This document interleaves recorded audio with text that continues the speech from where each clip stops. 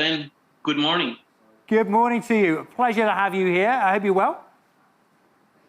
I'm doing fine. How are you doing? Yeah, pretty good. It's quite warm up here on stage, I have to admit. But other than that, I'm not going to complain about the heat. I'm in the UK, so we don't get much of it. But listen, lovely to have you with us here today. I know you've got some slides that you're going to be walking us through and presenting some ideas, and we'll be taking some questions from the audience towards the end of the session. Just before I hand over to you, Ranjan, I'm going to put the same question to you that I put to Ahmed with regards to, I guess, what has been the key trend or key development that you have seen in the industry over the last couple of years, given all of that disruption that we've seen? Yeah, one of the key areas that is a focus in the energy sector is the asset performance and asset availability. And I covered that in my keynote speech. Energy industry has always been asset-intensive operations. And question would be is that how do we have an end-to-end visibility of not only just assets, but all the product that goes through with it, so that we have a complete digital twin of not just asset, but entire process. I think that would be the holy grail, specifically when you consider what the kind of challenges that we have seen in the supply chain operations during the pandemic. I think that was a wake-up call pretty much for every industry, not just energy sector. Yeah, absolutely agree with that, Ranjan. I'm fascinated to hear how that pans out. So why don't I hand over to you at this point? You can talk us through your ideas. Folks, if you do have any questions for Ranjan as we're going along here, if anything occurs to you, you want to ask a question, please do let us know. Do let our production team know in the chat, and we'll get you up here as soon as possible to put that question to Ranjan. Ranjan, I'll be back to facilitate some Q&A towards the end of the session, but for now, the floor is yours. Thank you so much, Ben. Hello, everyone.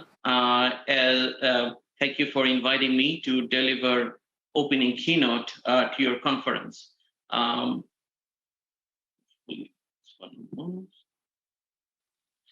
As Ben mentioned, my name is Ranjan Ghosh. I am the Enterprise Digital Strategy Leader for Chevron.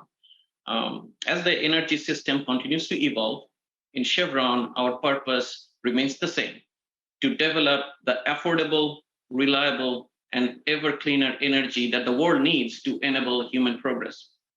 We have 140 plus years of leveraging our culture of human ingenuity to solve some of the most complex energy challenges with safety as the foundation of everything that we do. In the digital space, we have made great strides in our digital journey to support our higher returns and lower carbon objective. We are applying the right digital solutions to accelerate and scale our innovation. Prior to my life in Chevron, I was the founder and CEO of a value-based digital consulting practice. My experience also includes 22 years in multiple Fortune companies developing their digital industrial strategy. In my career, I had the opportunity to work in multiple industries, including energy, automation, robotics, transportation, telecommunications, healthcare, insurance, and banking. I'm pretty sure throughout this conference, different speakers will talk about different technology areas that has the potential to make impacts in various energy segments. So instead of focusing a lot on specific technologies, I'll share with you a few key areas to focus on for a successful digital journey. From my personal experience, I will also share with you 5 insights that will likely help you with your approach to transformation. That is it. Only 5 insights in my keynote today. Let's start with some numbers from a relatively recent McKinsey survey. I think the survey was taken right before the pandemic. However, the numbers still should be relatively similar today. In that survey, McKinsey found that only about 16% of the companies successfully improved business performance from their digital initiatives. Surveys from other research companies shows very similar digital success results. Now, that is a staggeringly low number for a digital success rate. Not too many CFOs will be lining up with a checkbook to invest with that kind of probability of return on investment. Now, I personally am very optimistic by nature. So I do not believe that these numbers tell the complete story. I believe companies do get value from their digital initiative. So then how do we explain such low numbers? I think there are two primary reasons for that. First, success from digital initiatives sometimes do not really come from the areas that the teams expect to see when they start their digital initiative. For example, if you want to improve your lead time through supply chain digitization, you may get improvement in inventory optimization before you see improvement in lead time.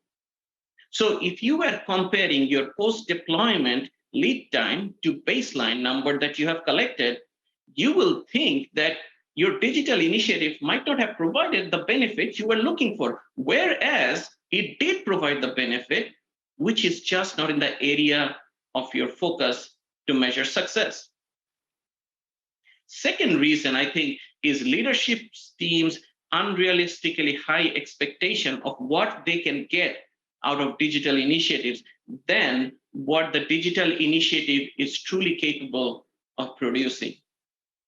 This will cause the team to think that they got little or no benefits from the digital initiatives, whereas they did get the benefits, it's just not at the level that the team expected to see. That is why it is important to be clear on what you are hoping to achieve from your digital initiative. An effort to only digitize your processes will result in minimal productivity efficiency at best. Replacing paper traveler or work order using digital solution to do exactly the same task produces only limited operational efficiency. However, if you are hoping to digitally transform your organization, you need to be prepared to change the way your business operates today. You need to be able to optimize and simplify your entire business processes. You need to be able to transform relationship with your customers, your suppliers, your employees, and your partners. It may even mean new products and services or completely enable new business models. It is about building real, long-term competitive advantage. What this really means is that just developing numerous pilot solutions across your company will not provide you the level of value that you are looking for from your transformation. For you to maximize your value from transformation, you need to transform both at speed and at scale. Over a period of many years, through my experience, I have noticed that two factors truly drive your speed and scalability of your transformational journey. One of them is organizational readiness to change. And the other one is organizational change levers that are available to pull to make transformation happen. Before we look deeper into these two factors, I want to point out something about the chart on the left-hand side of this screen. You will notice that the line curve is much steeper at a later stage than it is in the earlier stage. That is because even if your organization is ready for change and all of your change levers are available, it takes time to get the organization behind you, to get the leadership engaged, and to build a truly digital culture. However, once that transformation train gets momentum, you can go further much quickly. So if you're at the early stages of your digital journey and it feels like you are not making enough progress, or most of your organization are unable to see the aiming point of your digital journey, don't lose hope. And don't reduce your resources and your efforts towards your digital journey. Change is hard.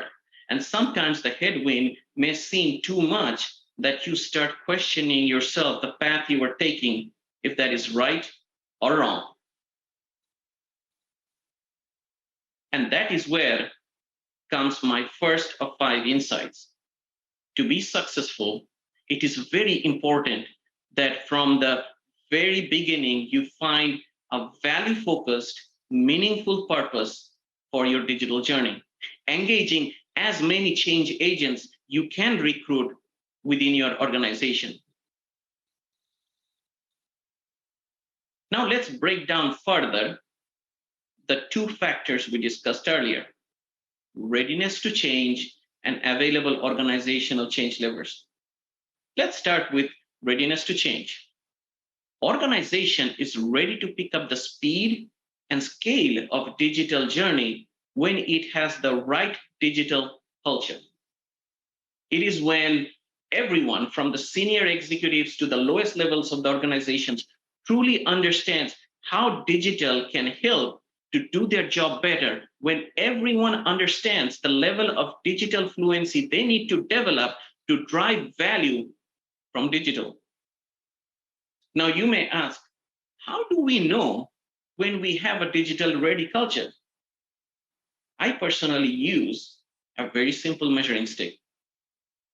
When you are discussing digital in a wider audience in your organization, gauge the level of excitement and the type of questions that you are getting from the crowd.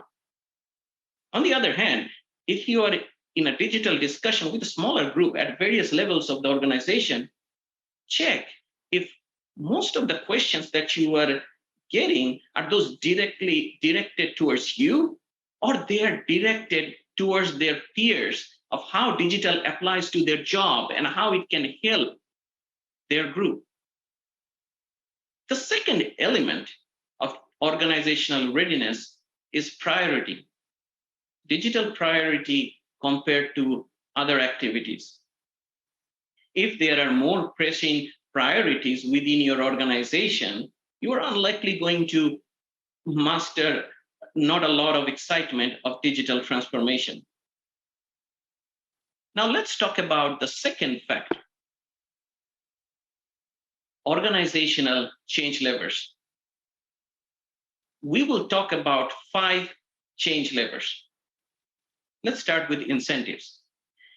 If you are truly driving digital transformation, your enterprise-wide business strategy needs to be aligned to your digital strategy. That also means you need to create the right level of incentive structure. Incentive structure needs to move from individual contribution to a business segment performance to individual contribution to overall enterprise value chain performance. Funding. I don't want to spend a lot of time on funding because I think it is pretty self-explanatory. If your funding is limited, your transformational journey will not obviously be driving very fast. It will be slow. Partnerships. At the early stages of digital journey, the partnership ecosystem framework is much different than when the organization matures digitally. At the early stages, augmenting in-source resources with outsourced services usually is sufficient. However, to achieve digital maturity, you need a larger number of technology partners supporting specific capability areas or even co-developing capabilities to get that level of acceleration. I often compare this situation to us visiting departmental stores versus going to specialty stores. Sometimes when you want to get everything in one place, just visiting one departmental store is usually enough. However, as you become an informed buyer with a lot more need of specific features within products, you start going to many specialty stores based on your specific needs. Organizational structure is important for reaching ultimate digital maturity. You can start your digital transformation looking for value opportunities in each of your business segments. However, for you to get the ultimate maturity, you need to look at your entire business as one enterprise and look for organization optimization opportunities. Now the last lever, talent. Talent is a change lever we will spend a little bit more time in. I highly doubt there is anyone in this audience today who has not heard the word the Great Resignation. We all have heard about it. In fact, we hear about it so often that it sounds more like some kind of an unexplainable phenomenon. But is it really? Many of you here probably still remember late 90s dot-com boom. It was a full employment economy. If you could spell the word information technology, you pretty much could get a job in IT. Your skill set and previous experience did not really matter much. That is how someone like me, with all the knowledge of supply and demand theory of microeconomics, or the knowledge of classical macroeconomic theories of Adam Smith, or the learnings of corporate and investment banking do's and don'ts, still ended up in advanced analytics and data warehouse industry right out of college with little or no technology experience.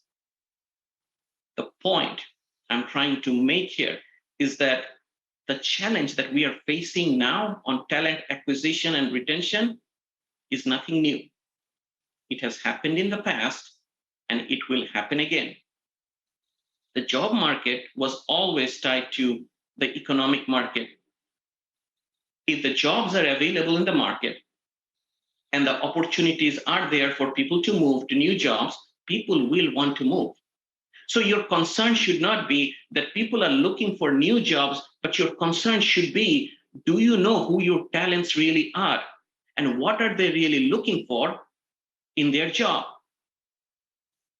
So let's now look at some of the numbers to understand just that. LinkedIn recently did a survey of the current job market and what people are looking for in their jobs. According to the survey, 1 out of 6 jobs today are remote roles. 1 out of 6 jobs today are remote roles. Less than 2 years ago, it was 1 out of 67.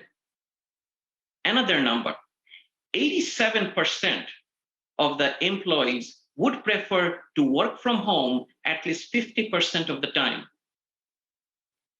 Remote jobs are 2.5 times more attractive to people than those that are on site.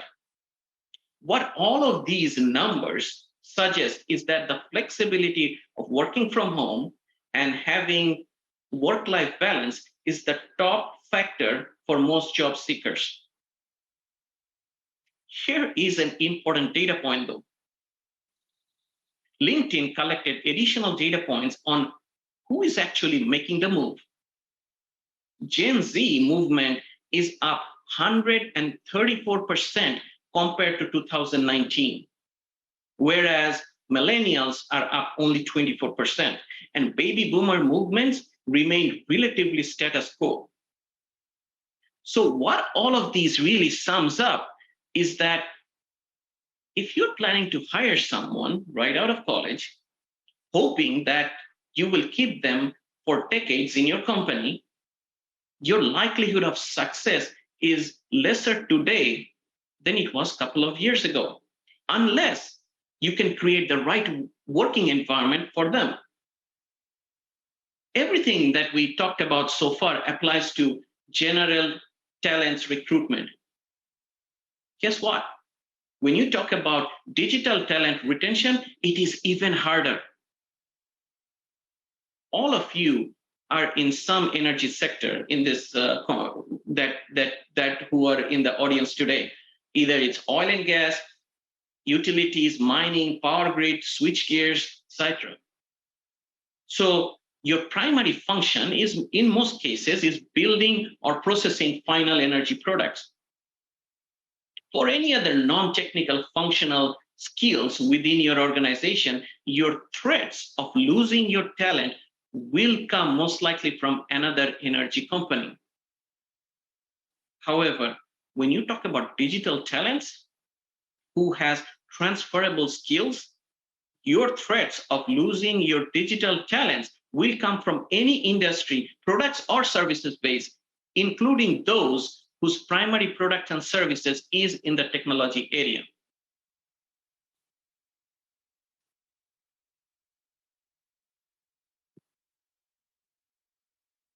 This will lead me to my second insight. Before you hire your digital talent, address how you plan to retain that digital talent. Even if you are able to recruit a talent with emerging technology skill sets, providing a flexible working environment, you will quickly lose that digital talent if you cannot provide them with the right career path, if you cannot provide them the intense learning opportunity and the challenging work environment. It takes hundreds of good days at work for a talent to remain in your organization, whereas it takes only one bad work day to lose that talent.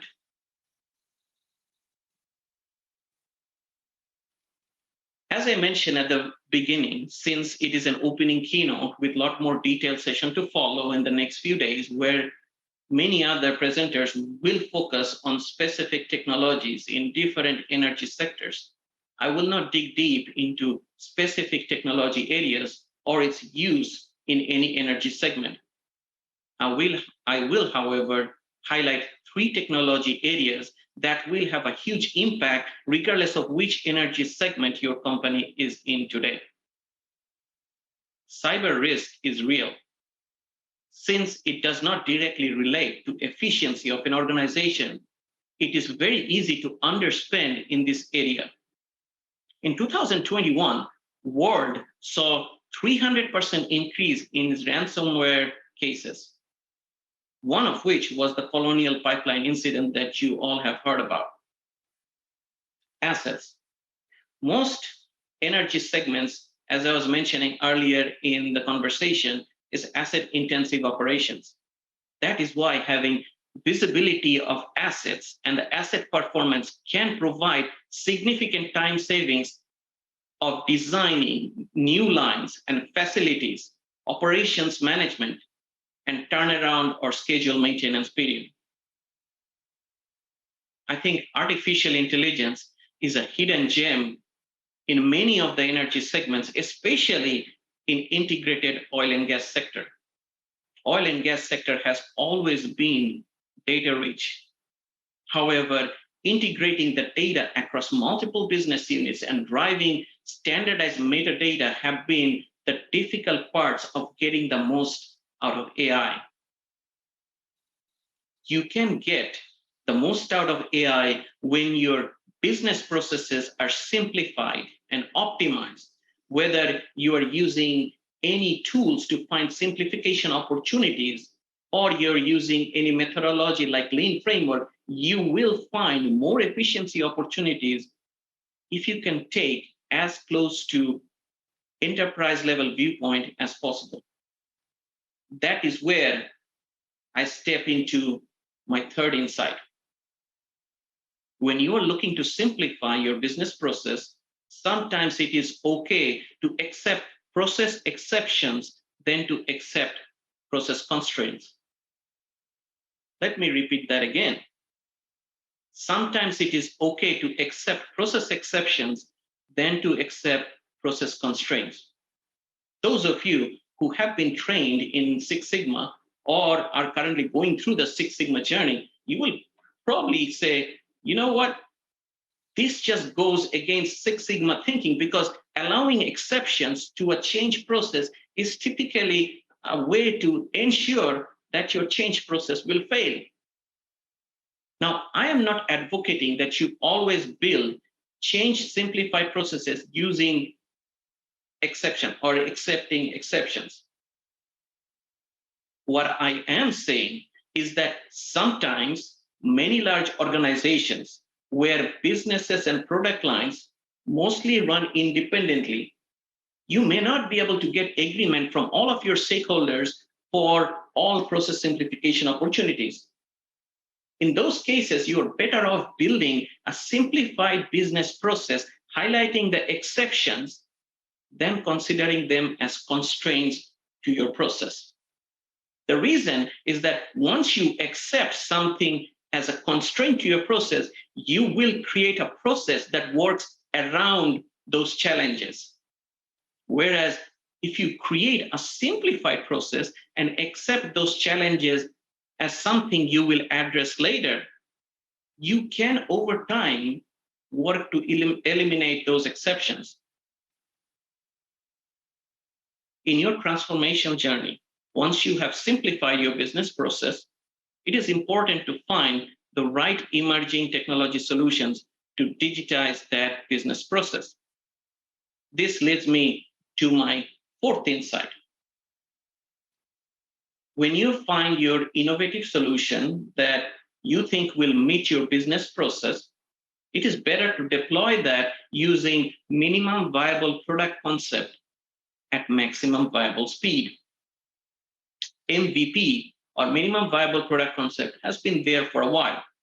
The idea is that you want to select and deploy a solution with minimum features as possible that allows you to identify if that solution has a long-term viability within your organization or not. However, many organizations take that MVP solution and deploy it across a larger region or a larger business unit, only to find after months or a year that the solution is not a good fit. If you want to incorporate,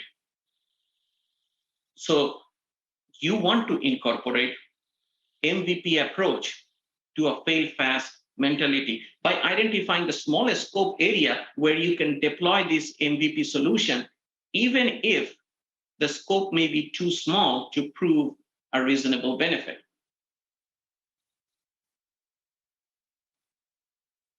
Now, I will end my keynote with my fifth and final insight: setting high aspirational goals. It is hard to achieve something that you cannot dream of. Dreaming big is how you inspire your team and your organization. I have seen many leaders in my career to have the tendency to set goals only for what they can achieve for next year budget cycle. The reason? Why commit to something when you don't even have an approved funding for future years? However, for you to inspire the organization, you need to set multi-year aspirational goals.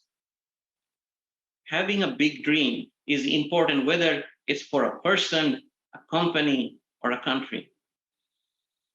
Dreaming big is how a teenager with virtually nothing in his pocket travels halfway around the world from a little-known Asian country to be somebody someday.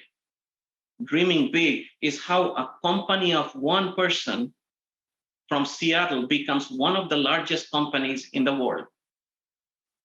Dreaming big is how a president inspires a nation to go to the moon, knowing very well that he had no viable transportation to land a human on the moon's surface. However, he did not set the target of building a lunar lander. He set the target of going to the moon. Dream big. Inspire your team to make the aspirational targets, but make small progress in small increments using the MVP at MBS approach that we talked about earlier. Dream big, but act small. Thank you very much for your time. Ranjan, many thanks. Some wonderful insights in there, so much inspirational stuff. I particularly love that idea of dreaming big, but acting small as well. Listen, we're almost out of time, but we did have a question come through in the chat, and it was all about this idea of prioritization, and actually how you prioritize at Chevron when you're thinking about your digital transformation journey. What are the key levers that you're using when there is so many things competing for time and attention? Sure. A key to prioritization is engaging the businesses from the very beginning. In Chevron, we have a good operating model set up where we prioritize all the digital activities that comes in and we align them to the value that it drives for our business. And based on that, we can quickly identify which platforms that those activities should be assigned to align with the resources. So engaging the businesses and the business leadership is extremely important from very beginning as it relates to prioritization is concerned.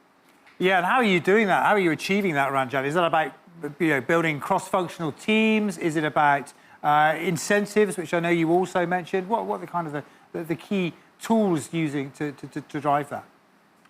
Yeah, so we have built up a framework, we call it leading performance, through which we engage the business leadership teams at each one of our businesses who looks through all the ideas that comes through and compares them to the true business KPIs that will help our move the business.